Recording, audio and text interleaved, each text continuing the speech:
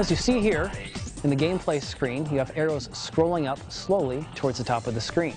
And you're going to want to wait until those arrows get all the way up to the top. And as they get to the very top, that's when you're going to step up.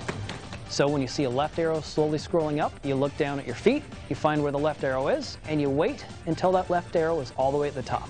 And that's when you step on it, as you see here. Now in our results screen, you can see how many steps they got of each, how many they missed. There's also a histogram that shows you every single step you made, whether it was early or late, where it was, and a nice ratio to show you how often you were early and how often you were late. There are even other times we'll have a much more diverse class, and in those times we can select 3 different difficulties at the same time. Here I'm going to select our easy difficulty, our hard difficulty, and our master difficulty. And now my students can press up or down to determine if they want to play easy, hard, or even master. And here you can see they've selected master, hard, and easy. And this number here tells them what pad they're on. They look down on their own mat and they see the number 8. They know that they've selected the best choice for them. And with that in mind, we can now start the next game.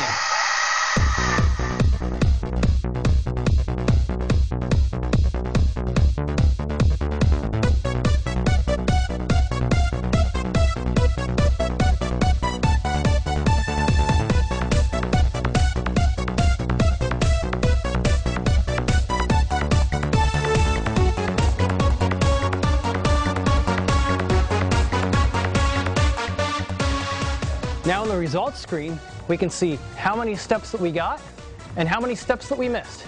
It shows us near perfect timing, pretty good timing, and timing that was not quite as good.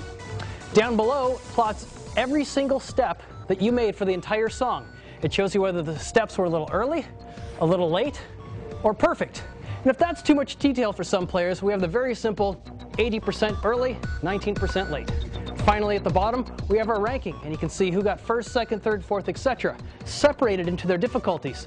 The 2 expert players up here on the screen are Mat 3 and Mat 1. Meanwhile, the master players are in their own ranking from 1 to 6.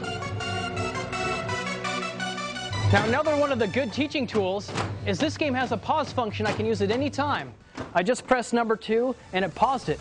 This is one of the more tricky jumps for brand new players.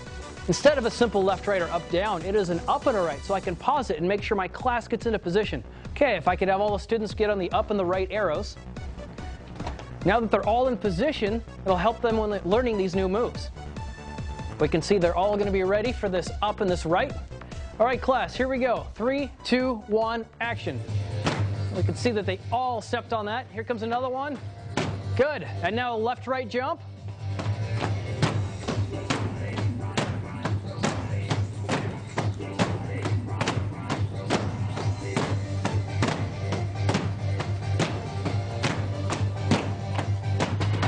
Another important feature is the teacher can turn on an assist tick that'll clap just when the arrow is hit.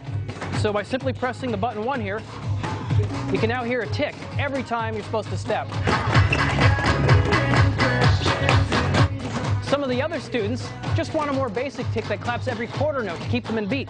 By pressing that again, it'll now just clap on the quarter notes. These are very helpful to the teacher when assisting with rhythm. Okay, once again, I have selected 3 different difficulties at once, so I can have players play on easy, hard, or very, very difficult.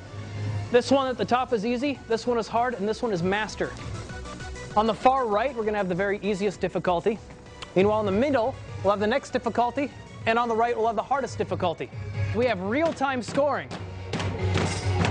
It's located right here, so you can see how well they've done so far. You don't have to wait till the end of the song. So far, player 7 has 90% of perfect.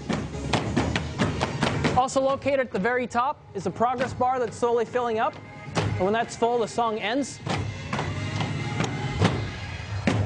You'll also notice at the top of each column, you have rankings to see who's currently in first, second, and third for each difficulty. We have 3 clocks up there. One tells us what time it is. Another one tells us how long we've been playing this song. And finally, the last one tells us how long we played today.